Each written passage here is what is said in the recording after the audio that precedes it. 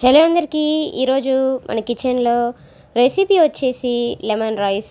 ఈ లెమన్ రైస్ని చూస్తుంటేనే నోరూరిపోతుంది కదండి.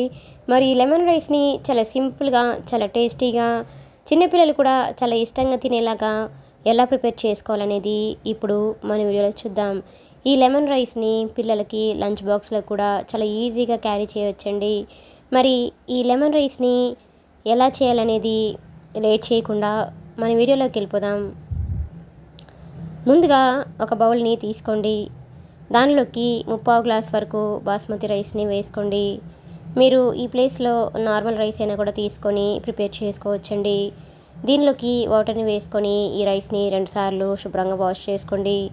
ఆ వాటర్ని తీసేసి దీనిలో ఫ్రెష్గా ఉన్న వాటర్ వేసుకొని, అలాగే దీనిలోకి 1/2 టీ స్పూన్ సాల్ట్, అలాగే కొద్దిగా ఆయిల్ కూడా వేసుకొని వీటన్నిటిని ఒకసారి బాగా కలిపేసుకొని ఈ రైస్ని కనీసం 1/2 అవర్ పాటైనా బాగా నానబెట్టండి. 1/2 అవర్ తర్వాత రైస్ని ఇలా చక్కగా ఉడికించేసుకొని తీసుకోండి. మనకి ఈ లెమన్ రైస్కి రైస్ అనేది పొడి పొడిగా ఉంటేనే టేస్ట్ అనేది చాలా బాగుంటుందండి. ఇప్పుడు ఈ రైస్ని చల్లారిన తర్వాత ఇలా పొడి పొడిగా చేసేసుకొని దీనిలోకి 3 నిమ్మకాయల నుంచి రసం తీసేసుకొని ఆ రసంని దీనిలోకి వేసుకోండి. మీ పులుపు తగ్గట్టుగా నిమ్మరసంని యాడ్ చేసుకోండి.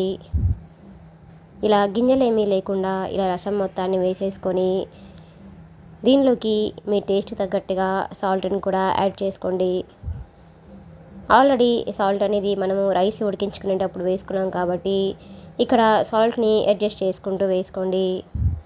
ఇప్పుడు ఈ సాల్ట్, ఈ లెమన్ జ్యూసు ఈ రెండు కూడా రైస్కి పట్టేలాగా ఇలా ఒకసారి బాగా మిక్సింగ్ చేసుకొని ఈ రైస్ని 10 నిమిషాలు మూత పెట్టేసి పక్కన పెట్టండి.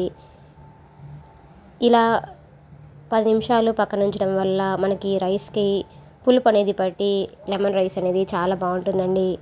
ఇప్పుడు స్టవ్ ఆన్ చేసుకొని ఒక వెడల్పాటి గిన్నెని తీసుకోండి. దానిలోకి 3 స్పూన్స్ వరకు ఆయిల్ని వేసుకోండి. ఆయిల్ బాగా హీట్ అయిన తర్వాత 10 నుంచి 12 వరకు జీడిపప్పుల్ని వేసుకొని ఫ్లేమ్ని లో ఫ్లేమ్లో ఉంచేసి దోరగా వచ్చేంత వరకు ఫ్రై చేయండి.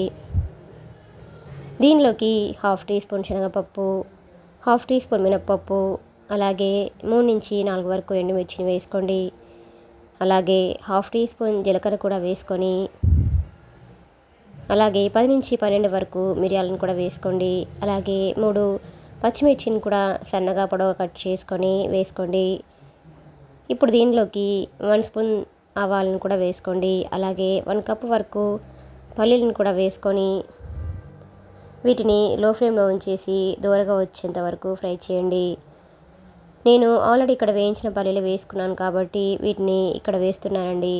అవే నార్మల్ పల్లీలు అయితే ముందుగానే వేసుకోండి. వీటిని లో ఫ్లేమ్లో ఉంచేసి దోరగా వచ్చేంత వరకు ఫ్రై చేయండి. ఇప్పుడు దీనిలోకి కొద్దిగా కరివేపాకుని కూడా వేసుకొని దీనిని కూడా బాగా ఫ్రై చేయండి. ఈ పులిహోరలో కరివేపాకు ఫ్లేవర్ అనేది చాలా బాగుంటుందండి. ఇప్పుడు దీనిలోకి 1/2 టీ స్పూన్ వరకు పసుపును కూడా వేసుకోండి. అలాగే కొద్దిగా అల్లం ముక్కను తీసుకొని ఇలా సన్నగా తురిమేసుకొని తీసుకోండి. ఈ పులిహోరలో అల్లం ఫ్లేవర్ అనేది చాలా బాగుంటుందండి.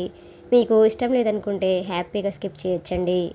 అలాగే దీనిలోకి కొద్దిగా ఇంగువ పొడిని కూడా వేసుకొని వీటన్నింటినీ మరొకసారి బాగా కలపండి. ఇంగువ వేసిన వెంటనే దీనిని పచ్చివాసన పోయేంత వరకు బాగా ఫ్రై అవ్వనివ్వండి. లేదంటే ఇంగువ స్మెల్ అనేది అలానే ఉండిపోయి టేస్ట్ అనేది అంత బాగుండదండి. ఇప్పుడు దీనిలోకి మనం ముందుగా ఉడికించి ఉంచుకున్న రైస్ ఏదైతే ఉందో ఆ రైస్ మొత్తాన్ని కూడా దీనిలోకి వేసుకోండి. ఫ్లేమ్ని మీడియం ఫ్లేమ్లో ఉంచేసి ఈ రైస్ మొత్తాన్ని కూడా ఇలా ఒకసారి బాగా మిక్సింగ్ చేయండి. ఇప్పుడు దీనిలోకి వేసి వేయనట్లుగా కొద్దిగా షుగర్ని లాస్ట్లో యాడ్ చేసుకోండి. మీకు షుగర్ ఇష్టం లేదనుకుంటే దీనిని కూడా స్కిప్ చేయండి. కానీ వేసుకుంటే టేస్ట్ అనేది చాలా బాగుంటుందండి. ఇప్పుడు దీనిని ఇలా ఒకసారి బాగా కలిపేసుకొని స్టవ్ ఆఫ్ చేసుకోండి. చూడండి, ఈ పులిహోరని చూస్తుంటేనే ఎప్పుడెప్పుడు తినేయాలనిపిస్తుంది కదండి. అంతేనండి, ఎంతో టేస్టీగా, ఎంతో ఈజీగా ఉండే లెమన్ రైస్ అనేది మనకి రెడీ అయిపోయినట్లే. ఇలా రెడీ అయిపోయిన ఈ లెమన్ రైస్ని ఒక సర్వింగ్ బౌల్లోకి తీసుకొని వేడివేడిగా కానివ్వండి, చల్లారిన తర్వాత తిన్న ఆ టేస్ట్ అనేది చాలా చాలా బాగుంటుందండి. మీకు కూడా ఈ రెసిపీ కనుక నచ్చినట్లయితే ఒక లైక్ చేయండి. అలానే లైక్ చేయకుండా మాత్రం ఉండకండి. Please subscribe my channel, like, share and comment. మరిన్ని మంచి మంచి రెసిపీస్ కోసం మన ఛానల్ని సబ్స్క్రైబ్ చేసుకోండి. అలానే మీరు కూడా ఈ రెసిపీని ట్రై చేసి మీకు కూడా ఎలా కుదిరిందనేది కామెంట్ సెక్షన్లో కామెంట్ చేయండి. అలానే ఈ రెసిపీని మీ ఫ్రెండ్స్కి, మీ ఫ్యామిలీ మెంబర్స్ కూడా షేర్ చేయండి. Thanks for watching.